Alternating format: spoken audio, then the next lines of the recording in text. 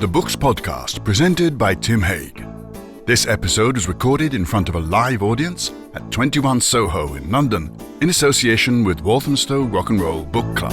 I ask you, gentlemen of the jury, is this the kind of book you'd like your wives and servants to read? Welcome to Books Podcast Live. I'm Tim Hague. We have on the site lots of wonderful books and splendid authors, and I hope you're all going to subscribe and listen to them. But today is different. Today is special because we're here at 21 Soho for our first live show, which we're quite excited about. And of course, we're going to talk to Philip Norman about his wonderful new biography of George Harrison. Before we start, is there anybody here who doesn't really know who George Harrison was? Well, thank God for that, because it would have been a long evening for you. So, let's start off by saying, Philip, did you find George Harrison was more interesting than you expected? Absolutely, much more interesting. Bewildering, in fact. This is a man who's a mass of contradictions. He was called the Quiet One, and Michael Palin remembered that he never seemed to stop talking. Yes. He railed against the material world, and then wrote the first pop song complaining about income tax. Our taxman on Revolver, 1966. Yeah. He could rise to the heights of nobility, as he did with his historic charity concert for Bangladesh, which really was the first indication that rock stars weren't just a lot of greedy egotists, that the resonance of that concert still exists and people are still trying to outdo it. They never quite do.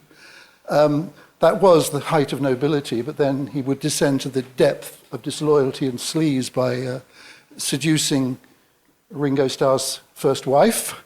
That is breaking the first law of Beatles. You do not knock off another Beatles wife. We might have to talk about that. Well, basically, that's the whole interview now, because you've covered it. But no. There was one more thing, yes. He was the only person that his first wife, Pattie Boyd, ever knew, who got much more tetchy and bad-tempered after he learnt to meditate. Yes, that's interesting. You make the point that he discovered religion, he discovered India, he discovered all these peaceful, and it didn't seem to make him happy. Well, it did in a way, because it gave him a sort of foothold in the recording studio, because he was really very much neglected and passed over and sidelined because of this amazing creative dynamo of John Lennon and Paul McCartney. And even the very gentlemanly and decent and honest record producer they had, George Martin, was so fascinated by what Lennon and McCartney were turning out at such a rate, with such huge steps of improvement, that he really just didn't notice George. He himself admitted, I was always rather beastly to George. I'm going to quote your book. If I can just say, yes. So the Indian religion, he could bring Indian musicians into the studio and direct them himself. And that gave him an edge, really, before he really found his feet as a songwriter.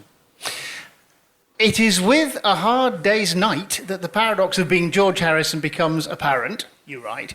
Unprecedentedly, ludicrously, suffocatingly famous, while at the same time undervalued, overlooked, and struggling for recognition. As early as that, A Hard Day's Night was 1964, and he's already the second-class Beatle. Oh, no, right from the start.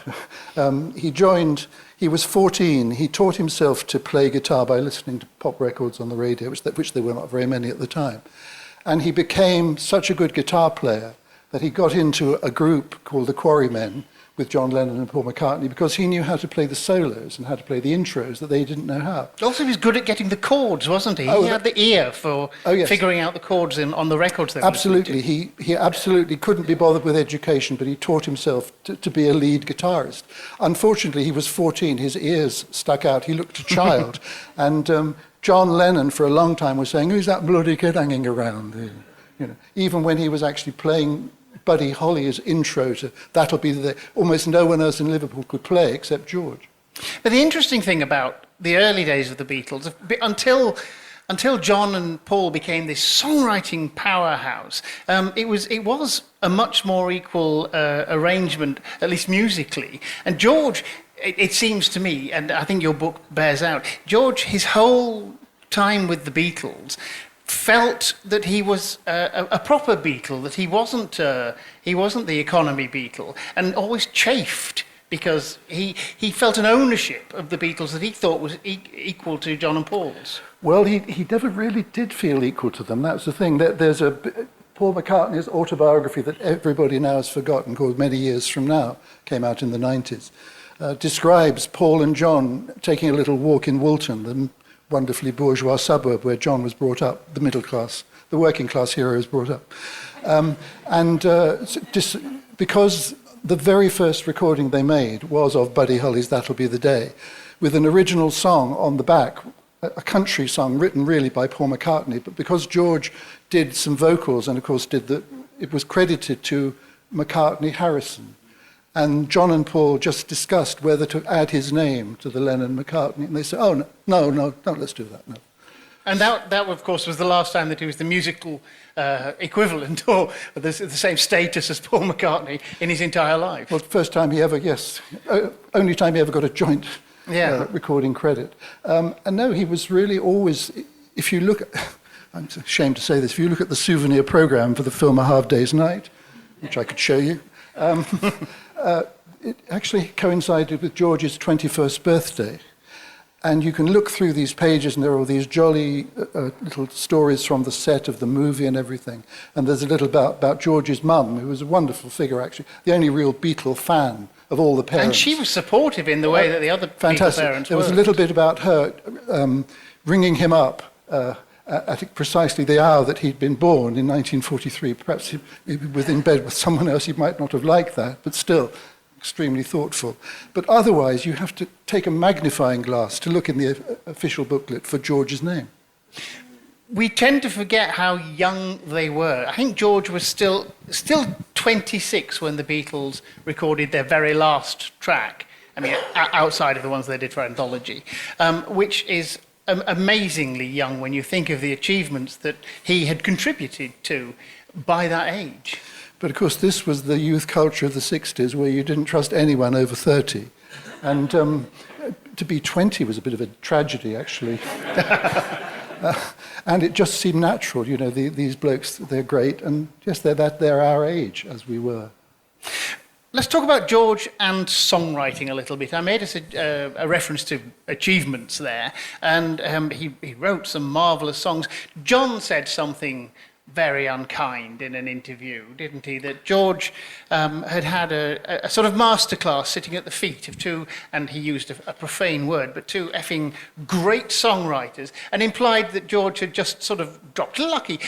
There's something in that, though, isn't there? There is something in that, yes. He was watching these two instinctively master musicians at work. But he had no way, he didn't have, you know, John had Paul and Paul had John. And they were symbiotic characters. One could start a song, the other one could finish the song. They were that close creatively. George had nobody. George had to work it out for himself.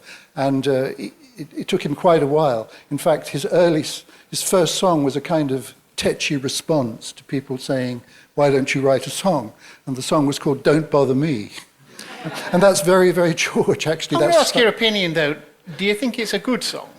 It's not that good a song, but it's a song. And then he actually took quite big leaps after that. The first one, they didn't think worthwhile to put a John and Paul backing vocal.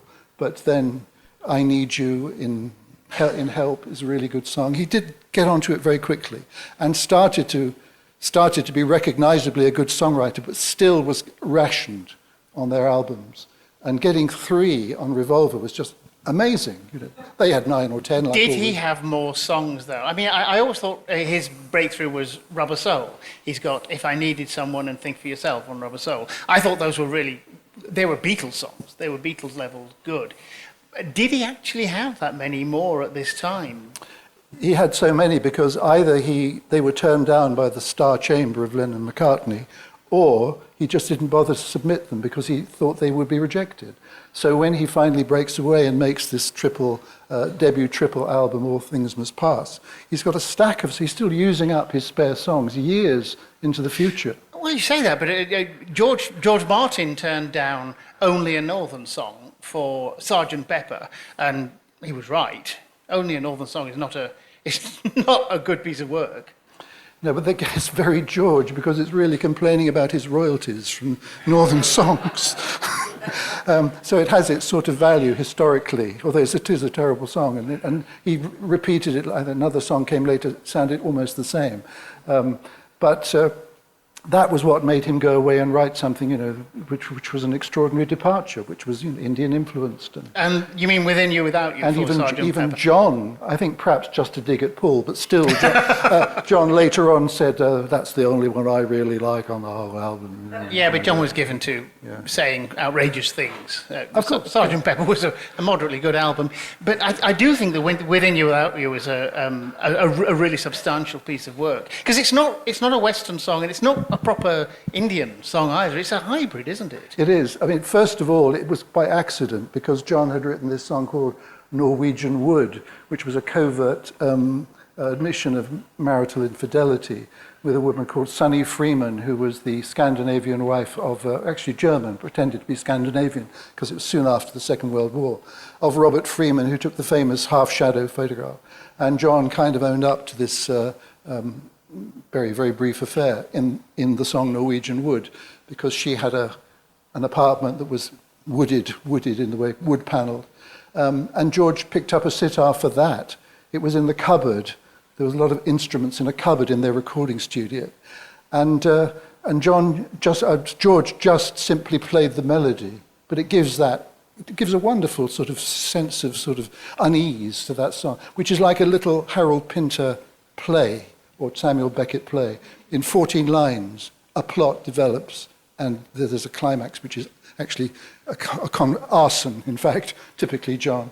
And so after that, George then decided to take it seriously. And I mean, if you see the film Help now, of course, it would never be shown, because the whole thing turns on a subplot about a mysterious Indian sect who are trying to recover a ring from Ringo's finger that they use for their human sacrifices. With Leo McKern, yes, everybody made up to be an Indian. Everybody made up to be an Indian. And that was when George really started to play around, and then he met Ravi Shankar, and Shankar became his tutor.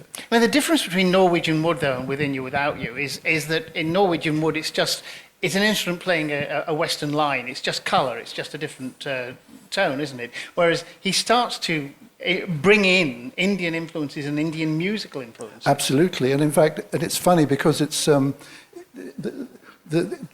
conversion to the sort of the exotic, and the bizarre and the spiritual is always said to be John's Tomorrow Never Knows, and but actually John wanted. I think he told George he wanted an effect like 10,000 monks chanting on a distant hillside. But actually, Within You, Without, just the little ripple of a sitar, and it just makes you sit up and what's coming now, And it is extraordinary what comes. Before we move on from his songwriting, there were other songs that Lennon and McCartney turned down, which suggests to me that actually their instincts were not so great. I always think All Things Must Pass is a wonderful song. And it could have been on the White Album. It could have been on Abbey Road. And yet John and Paul turned it. Was it just curmudgeonly jealousy? I think they were just used to, George just still being a bit that bloody kid, And he obviously was moving into a new dimension with the song like All Things Must Pass, My Sweet Lord. And so the result was that when he went to make that triple album, he had just an extraordinary selection to choose from, which were instant. Eric Clapton led a very good house band for that recording. And of course, they all thought it was wonderful, and it was. So the All Things Must Pass album is his breakthrough. And is it true that it's the biggest selling solo Beatles album, even more than Band on the Run? Well, in fact, it's certainly far outsold either John's or Paul's debut solo album, and still does. So I call it an unextinguishable last laugh that he has. He never made another album anything like as good, did he? Well, the next one, of course, was tremendously, hugely advanced sales, but nothing quite touched that, because it was a mixture of the divine, which in fact was for any faith or any creed, but also this very high-octane pop, just at a point where people were saying, now what are the 70s going to be like? And to a lot of people, it looked like that. And there were some very good songs on it. In the same way that anybody, especially a solo Beatle, is going to have some duds on any album because they don't have the other guys to back them up. All Things Must Pass actually does mop up all those decent songs that he'd written, and then it brings in Apple Scruffs as well. So you can't have everything. Yes, I mean, that's so George. Yes, Yes. All this is so George. The young women who waited outside the Apple office in Savile Row, their company office, or their individual homes, they waited outside in all weathers all through the year. The ones who waited outside Paul McCartney's house in Cavendish Avenue got so fit from being out in all weathers that when he tried to get away from his Mini Cooper, they could beat the Mini Cooper. It was almost impossible to equal the effect of that. And there again, George, I'm sure you're familiar with the album cover. George dressed up for gardening in Wellington boots on a wet lawn surrounded by garden gnomes. How many garden gnomes? 4 garden gnomes. 4 garden gnomes. Of course. Yes. Yes. One of them playing the bass left-handed, yes. Just in case anybody didn't get the point. Yeah. Yeah, he wasn't always subtle, was he? He wasn't subtle. He could be. There again, he could strike exactly the right note if he wanted to. But he had a terrible tongue, a terrible acid tongue, which once or twice really almost wrecked the Beatles' future. George Martin was a tremendously nice, civilized, decent, honest man. But in those days, they weren't called producers. They were called A&R, artist and repertoire men. And they were gods. They chose the material, they supervised the recording, they decided what would be released and when would be released. And that's what George Martin was, an A&R man. And very nicely for the Beatles did an audition with a lot of different stuff that they did. Very nicely for an A&R man, George Martin said, took them into the control room and said, well, have a listen, and if there's anything you don't like, just let me know. And George said, well, I don't like your tie for a start. And it's really interesting because John had the reputation for being the outspoken. No, but John was blushing to the roost. George Martin or another A&R man would have said, right, that's bugger off, You make the point. Yeah, in fact, I think you described George as the most intransigent Beatle. When George had made his mind up, that was it. That was it, except that, on the stage he had the job of lead guitarist, which meant coming up with a riff, an intro.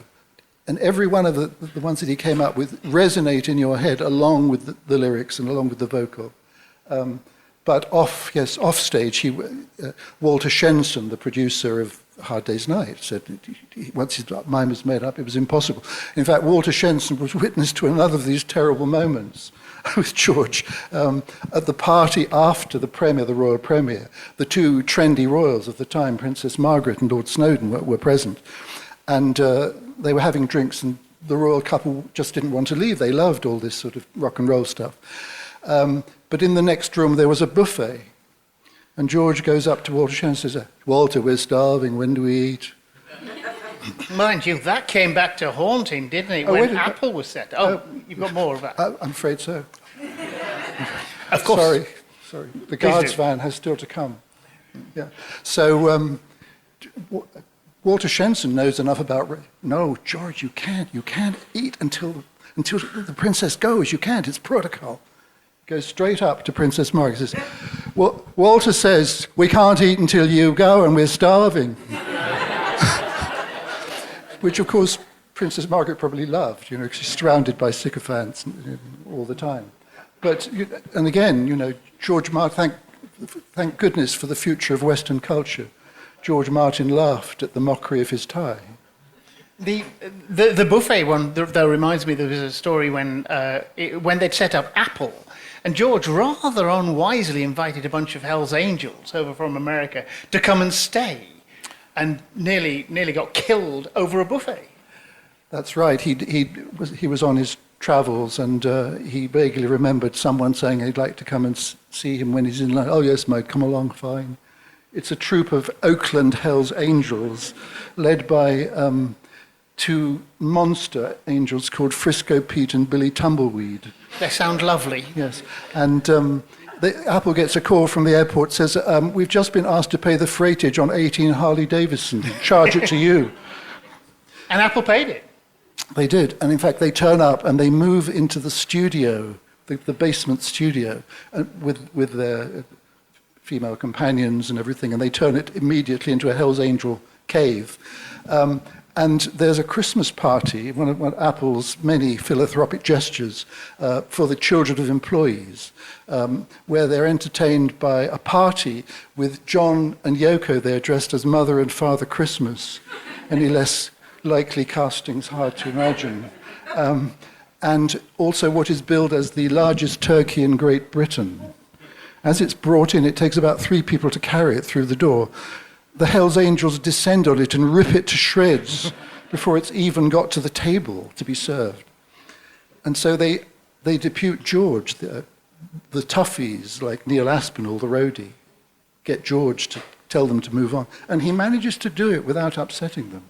He sends a memo around saying, don't upset the Hells Angels, or you might end up dead. But he does it. He says, well, there's yin and there's yang and there's going and there's coming, and now you've come and now you go. And they were, okay, man, okay. And they go? They go.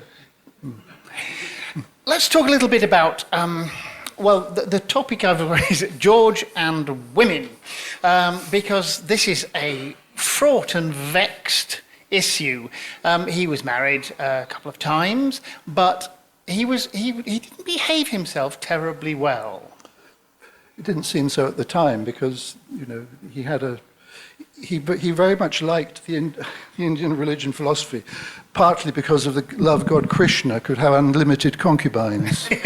And he saw himself as a bit of a Krishna. He did, yes. And in fact, he thought there was an old rule in the rock and roll, perhaps still goes on, that away from home, it doesn't count. And that was always what he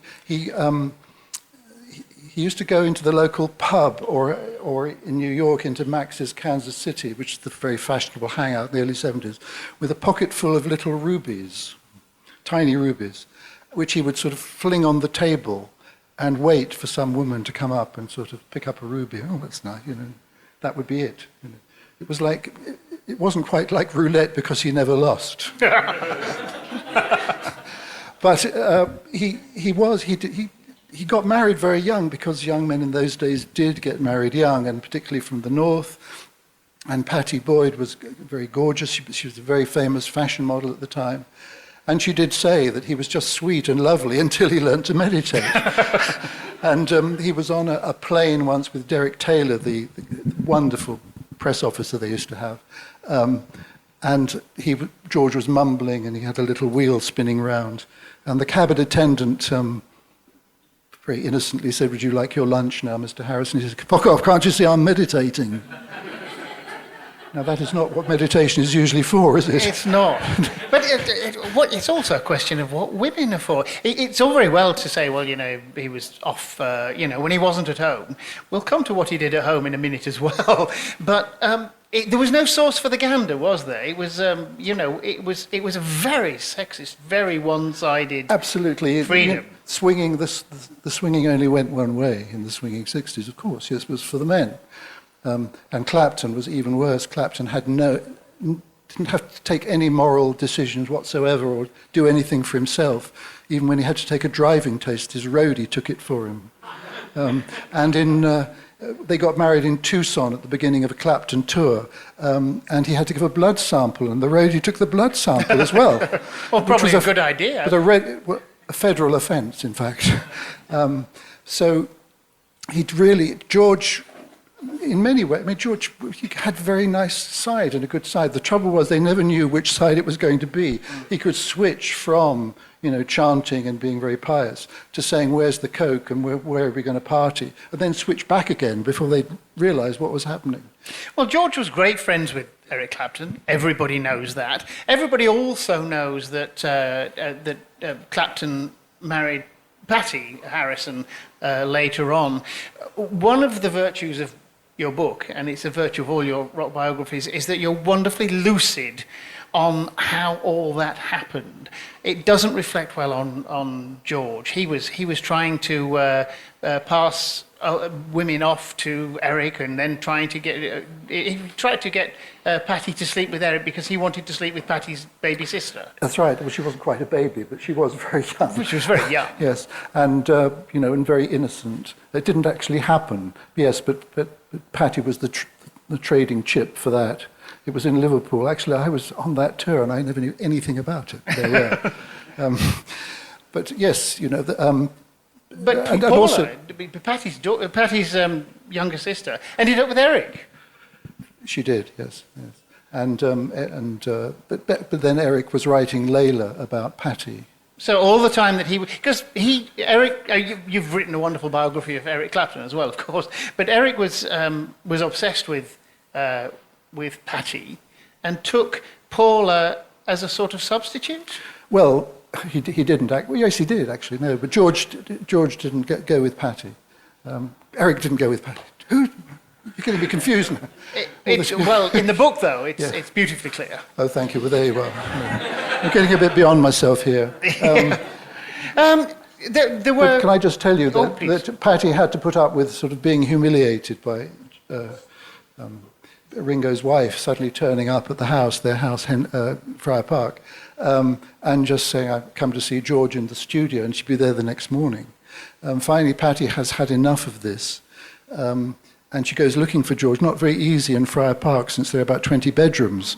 She finally runs down the correct bedroom, and George opens the door to her knock, and Maureen is on a mattress on the floor. And George says, oh, yes, she's feeling a bit tired. She's having a bit of a lie down.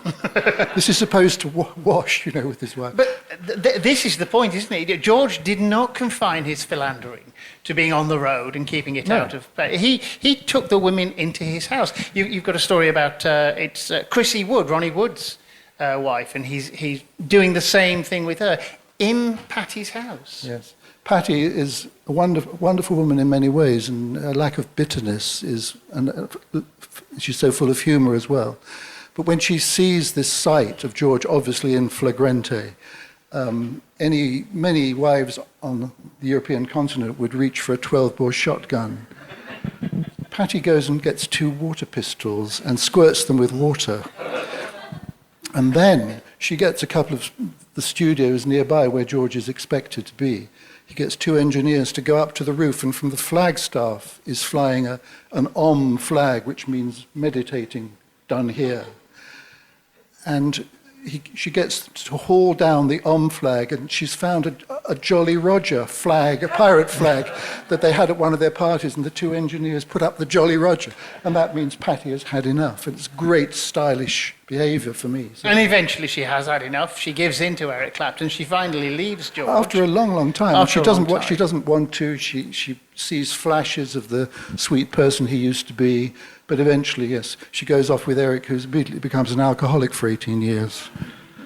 Later, George meets Olivia, who he then marries. I wonder, after all that background, how did he find, contentedness with her? And this is where I'm going, was he faithful to Olivia at all? Well, evidently not, according to a sex worker in Los Angeles known only as Tiffany. Tiffany, yes, okay.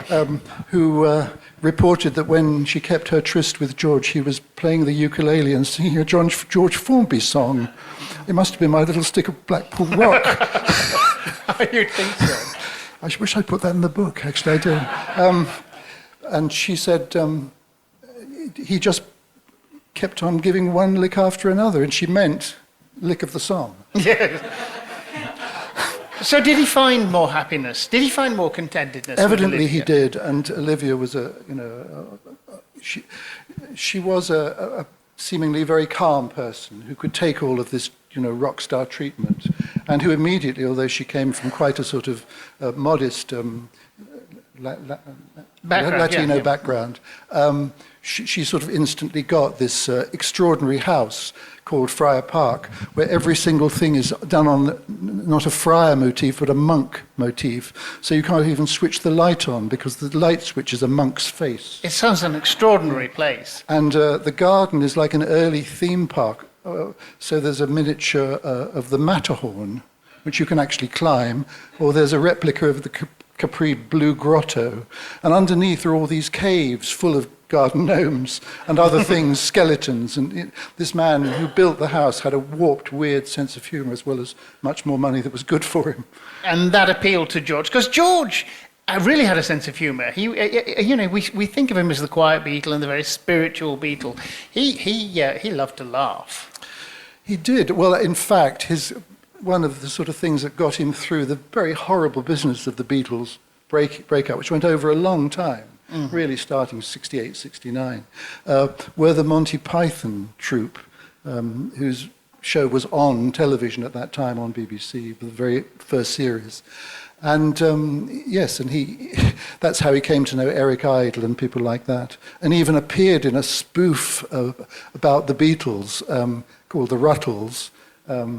And he appeared as a television reporter talking to someone who was meant to be Derek Taylor about the thefts from the Apple house. And behind them, people are coming out of the house carrying copying machines and television sets. But appearing in it, that's the sort of good Beatle seal of approval, isn't it? If you're in the spoof. Yes, and in fact, he was watching the filming one day, and a Beatle fan was around, asked him to move over because she wanted to see the bloke playing him. Well, of course, that is true, though. He became not anonymous after the Beatles, but he withdrew considerably. Tell me about the Dark Horse tour. Was that the trigger to him retreating from sort of the high-profile, high-octane megastardom? Well, of course, one of the reasons that he was one of the main instigators of the Beatles breaking up was because he hated the tours. There was virtually no security, particularly in America. And so he would sometimes be trying to play the guitar with perhaps two hysterical young women dangling from his neck and still meant to find the chord. And then it's put to him that, because in the 70s you're not selling so many singles, you have to promote an album by going on tour. And he does this tour. He's got his own record label by then. He does take Olivia with him. And he had an unfortunate penchant for falling ill as well, which we haven't mentioned. Like at the Ed Sullivan Show, he almost didn't go on the broadcast of the Ed Sullivan Show in 1964 because he had a strep throat. It was and Brian Epstein had to keep it really quiet. He went on, did the broadcast with a temperature of 104. And he got that sort of same bad strep throat on this tour. Unfortunately, he started off with that lyric, "What I feel I can't say." Didn't really get that one. But it was a quite unhappy tour, and he wanted to, because people wanted him to play Beatles music, and he didn't. And he told Bill Graham, the promoter, people want their money back, they can have it. He was going to play his own stuff. It's interesting about money because, of course, he made quite a lot, but he had some problems with money as well, and it mattered to him. He always, because he had a very small portion of the Northern Songs Company, which was really the Lennon-McCartney publishing company, and so did Ringo. They had a tiny bit. That's why he wrote only a Northern song, because he was just getting pennies really for that. But unfortunately, first of all, he was quite keen on having Alan Klein as the Beatles' manager. And so when Paul McCartney really sort of cut off from the others, because McCartney quite rightly said Klein was a crook, the others were sort of charmed by his street sort of manner. Also, Alan Klein was very good at figuring how to get under the skin of, particularly John Lennon. It was, but he didn't really... George really couldn't get under, he never would get under George's skin. George liked Alan Klein because he looked like Barney Rubble in the Flintstones. Well, that's what he told me personally that. But later on, he was very, very anxious to he went through a lot of grief over the plagiarism suit. He was said to have plagiarized a song called He's So Fine by the Chiffons in 1963 with My Sweet Lord, with the main riff in My Sweet Lord. And he really wanted more of a financial manager rather than just like someone fixing up his gigs. And he met this man who had worked for Peter Sellers, who was another great favourite of his, called Dennis O'Brien. And Dennis O'Brien was a much more subtle, but much more insidious crook than Alan Klein had ever been. And they accidentally fell into film production because the Monty Python film, Life of Brian, which would never be shown today. It's so full of sacrilege and offending everybody. It would never get. I liked it too. Yeah, yes, I agree. Yes, bring on the sacrilege. But still, the financiers pulled the plug, and George, having spent years lovingly restoring Friar Park, mortgaged it to let them finish the film. And with that result, he was in the film business. Again, another side of George isn't perhaps remembered so well.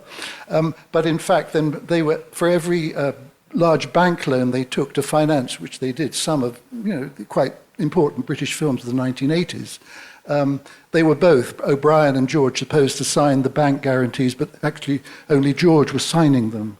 And so in the end, he was liable for repayments of something around £32 million. And Dennis O'Brien at this point, living high on the hog, he's got yachts and properties that George couldn't even aspire to. That's right. Well, there were two accountants, two sort of figuring in this unmasking of Dennis O'Brien. First of all, right after the Life of Brian, a young accountant called Steve Abbott noticed that George was so short of ready money that he would have to drive into the office to get £50 in cash to pay his gardener. But his partner, Dennis O'Brien, had a yacht and a private island and had parked George's money all over the world in dodgy accounts and dodgy offshore banks, which George really couldn't get at. You mentioned My Sweet Lord and that he was sued for that. And you quote Patty Boyd as saying he was absolutely mortified to be sued because, of course, it wasn't a deliberate plagiarism. I had never realised, until I read your book, that was largely Alan Klein putting the boot in. Well, when the plagiarism suit started by a very tiny company called Bright Tunes, sounds so innocent and sweet, but happened to have the copyright of He's So Fine. Klein was still notionally working for George and said, I can fix this. But during the course of a few months, Klein parted from the Beatles, and George was going to be the first one he sued. He was going to sue them all. And then Klein immediately went to Bright Tunes and tried to encourage them to sue him for even more. But what I didn't know, what George was nervous about that song himself, and he released it first of all, recorded by his great friend Billy Preston. It was rather like sort of dipping his elbow into the hot water to see if it hurt. And nobody, because Billy Preston did a kind of soul version of it, not a sort of, spiritual sort of version, no one complained. And then it came out. We've said some slightly negative things about George Harrison. He had a marvellous side as well. Let's talk about the concert for Bangladesh a bit. How did that come about, and what was its impact, its aftermath? Well, it was really the first notion of there being something called a rock communities. We now use that phrase, of course, because rock stars were all meant to be these sort of selfish egomaniacs who only thought of themselves. And indeed, many of them were. But George happened then to have a relationship, artistic relationship with the greatest exponent of Indian music at the time, whose career had increased hugely by knowing George, obviously, Ravi Shankar. And Ravi Shankar's, some of his own family were caught up in the birth agonies of Bangladesh, which was not only the regular Pakistan sending a military to crush the new government, but also terrible floods and famine, and Bangladesh was in a dreadful way. But George, instead of just sort of saying, yes, I'll give so many millions, George personally went around his friends and got them to play in this magnificent concert. Well, there were two concerts, they had to put on a second one, at Madison Square Garden, which suddenly put Bangladesh on the map, and people realized the predicament of this country, but also was a magnificent gesture. It was purely altruistic. It was just a beautiful thing to do. And because, Ravi Shankar was, he said, really the most impressive person he'd ever met, because a man who was a genius and the absolute master of his instrument was so modest, and Shankar became his tutor, in fact, in the sitar. So he felt a great personal obligation to Ravi Shankar. But then he didn't get underlings to round up these people. He phoned them up himself. He phoned up Bob Dylan, who said yes, still didn't mean yes, of course. Right up until the last minute, George's running orders said, Bob, query. And then he looked across the other side of the street, and there was Bob with his mouth organ, So, because, of course, there was no blueprint for this. Nobody had done that. George effectively invented the charity concert. Yes, he did, and there have been other bigger ones, but the impact that made, and it was written in Rolling Stone. This rock, found some dignity with this. We've talked about George as a second-class Beatle.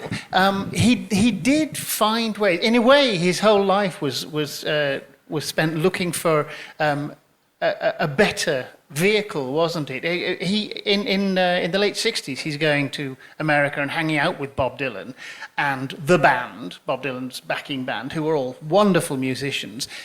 And they accept him as an equal. And that must have been intoxicating for him. It was, because, yes, the band, Patty said it was so difficult to have a favourite member of the band because they were all adorable. And I can't really quarrel with that. They were. And, of course, they were the band that accompanied Dylan on this historic tour when he changed over to electric and was booed every night. But it wasn't only, other guitarists. Really, he never rated himself much as a guitarist. He said he was an okay guitarist. What do you think? How good a guitarist do you think he was? I think he was good in the sense that he could plant a phrase in a song that you remembered as long as you remembered the song. And he also, later on, with this, particularly in All Things Must Pass, he made a guitar sound that was as identifiable and inimitable as Jerry Lee Lewis arpeggios on the piano or Stevie Wonder's harmonica. Well, then, finally, would George have been happier if he could have been like a jobbing guitarist or even a star guitarist in another band than the Beatles, without that kind of pressure to be an ersatz Lennon and McCartney? Would he have been happier in a different band? Well, he was, actually, because on that tour that I mentioned, Clapton, in one of Clapton's nicer moods, had said, come and join, just be in the band. Clapton was going on tour with this folk rock trio called Delaney and Bonnie. Bonnie Bramlett was a wonderful singer. Delaney was a bit iffy, but... and in fact, it was Delaney Bramlett who said he put the idea for the slide guitar motif into George's head. But that was just completely unique to George, that. But on that tour, I was, in those days, you didn't get half an hour in a hotel room with a star. You went around with them. And I was in the wings on the first night, thinking, that bloke over there in the black Stetson looks a bit like George Harrison. And it was, actually. He was playing rhythm guitar at the back of the stage. And he came off the stage and said, oh, they're playing live, it's really a gas. How did that little Richard Medley go? Was it me? I've forgotten, And then, of course, he invents the Travelling Wilburys, again, almost as a way of having the band experience he'd always wanted. Because they were all stars in their own right. They had nothing to prove. They loved each other. They all liked the ukulele, which helped, because George had this strange passion for this little younger cousin of the guitar that just goes plinkety-plonk. Sorry, any players? But so they all used to they'd record in the studio all night, and then they'd have coffee and ukuleles at dawn. There's, I think, Tom Petty said, I think. He almost ought to have recorded a ukulele album, shouldn't he? I'm sure he should have done his best, his greatest hits as a ukulele album. It's true, and I mean, I know the ukulele now is sort of, there are connoisseurs, and in fact, one of the biggest thrills when he was rather past getting many thrills. He was presented with the ukulele owned by George Formby, engraved with George Formby's name, and it was a prized possession. Absolutely, yes. It's like a kid with a Christmas present. This other musician saw it happen. Yeah. Mm. Well, the book is George Harrison, The Reluctant Beatle by Philip Norman. It's published by Simon & Schuster at £25, and it's absolutely marvellous. I urge you to read it. Philip, thank you very much. Thank you very much. That was the Books Podcast, presented by Tim Haig. Email Tim on tim@bookspodcast.com, Twitter @bookspodcast, and Facebook @bookspodcasttim. Now then, we'd like to see if anybody in the audience has got any questions for Philip. This is the bit where I get to sit back, and we've got one over here. Yes. Can you talk a little bit about his relationship with Ringo as the other outsider, with Paul and John being so tight? Well, yes, Ringo sort of brought out the best in him, apart from George cuckolding him by sleeping with his wife. But otherwise, Mrs. Lincoln, did you enjoy the play? Yes. And when Ringo started a solo career, which he did quite early on, actually, with some standard songs that he thought his mum would like in Liverpool, and George was the one who helped him do a bit of songwriting for the Abbey Road album. And through the Beatle Wars, they managed to maintain their friendship. Anybody else with a question? Thank you. Hello, Philip. And I'm also great fan of your novel, Everyone's Gone to the Moon, incidentally, which I remember enjoying enormously and I reread recently. My question is, what is it like to be a Beatles biographer in 2023, given that those who are still alive are all 80 and so on, or 80 plus? Did you find anyone to go on record who hadn't spoken before about the Beatles, or was saying new things about George that they'd never gone on record before? Yes, this is always possible, and in the books I've written before, I've tried to sort of put at least one surprise per page. The trouble is with the Beatles that they have become something like a worldwide religion, and anywhere you go in the world and mention them, Prague or the Philippines or anywhere, people immediately light up. And that was why when George died only a couple of months after 9/11, all the front pages, all the TV bulletins were cleared. That was the story. And nobody said this is trivialization at all. But actually being a Beatle I didn't mean to be a Beatle biographer. I thought in the 70s that there was still a story to tell about the Beatles. And everybody I knew said, you're mad. Everybody knows everything there is to know about the Beatles. Nowadays, if I wanted to write a collection of Ringo's laundry lists, I think I'd get an advance. But that was the way it was. And the trouble was that I thought I would just write this book on the Beatles and then move on to another subject. But of course, there was no moving on. I'm like Michael Corleone, I think I'm out and they pull me back in. Do we have one more question, perhaps? When do you think, I know they were always, when you first wrote Shout, they were, as a band, insanely huge. But actually, when you look back at the reviews, apart from the review of All Things Must Pass, which was rave across the board, they were highly criticised in the 70s, weren't they? Every McCartney album was slaughtered in the media, and a lot of Lennon's, including his last one.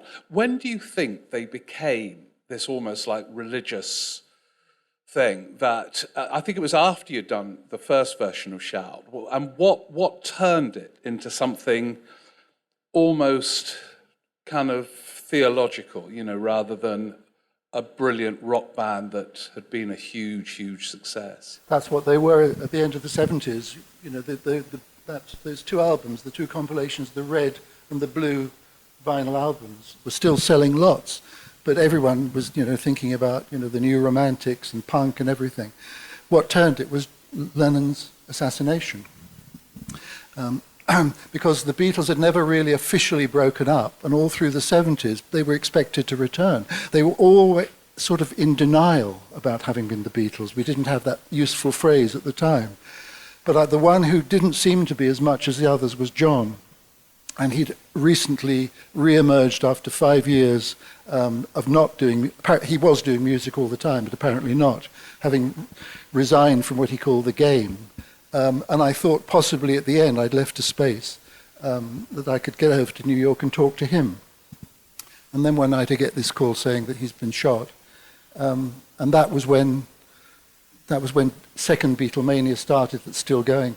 And that was really what turned it. And that second wave for people not only who weren't born when the Beatles broke up, but whose kids weren't born when the Beatles broke up. There is something about the incredible charm of this music that seems irresistible to anybody of any age, any culture, any race. I think I read that you're not going to do any more biographies. You're calling it a day.